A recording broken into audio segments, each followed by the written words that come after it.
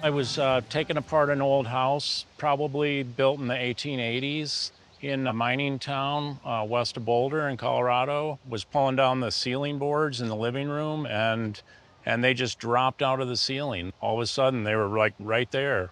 It seems a bit strange that that's how you'd find them, but actually old clothing is often found kind of stuffed in walls or stuffed in ceilings as makeshift insulation. So that would be my guess as to why they were there. Okay.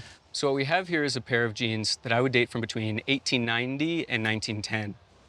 So one of the first identifiers of it being an early pair of jeans is the cinch right here, which is called a buckleback. These we would be classifying as buckleback jeans.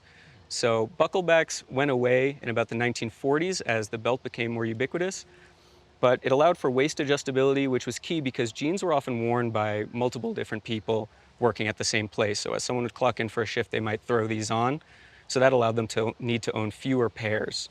These are not Levi's, but when we're talking about early denim, it's always relevant to talk about Levi's. So Levi's was founded in 1853 in San Francisco, California, at the height of the California Gold Rush.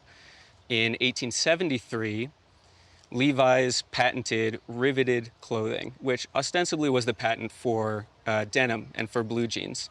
In 1890, the patent expired. And when the patent expired, many brands and manufacturers leapt at the opportunity to make riveted clothing or denim of their own. And I believe this is a pair kind of shortly after 1890 when that patent expired for a few reasons. Most notably, here on the label, you can see Pacific Coast, that's the name of the brand, as well as two bears pulling at a pair of jeans. And this is heavily influenced by the Levi's two horses design, which you still find on the back of Levi's jeans today. Two horses pulling in opposite directions, fruitlessly trying to tear apart some jeans. These are rarer than Levi's. I've only seen one other pair of Pacific Coast that was found in a mine in 2020. But there's a larger collector base for Levi since that's the real name. This is great condition for something like this that's this old. It also shows kind of the history of it. There's some marks here of candle wax, which would have been from the miners who would have worn these, and instead of headlamps, they would have had candles, and candles affixed to their helmets at times. There's also a very interesting patch right here with a crotch rivet. The crotch rivet was later done away with after someone sat by a campfire and realized that it may burn them. So this is a very unusual patch.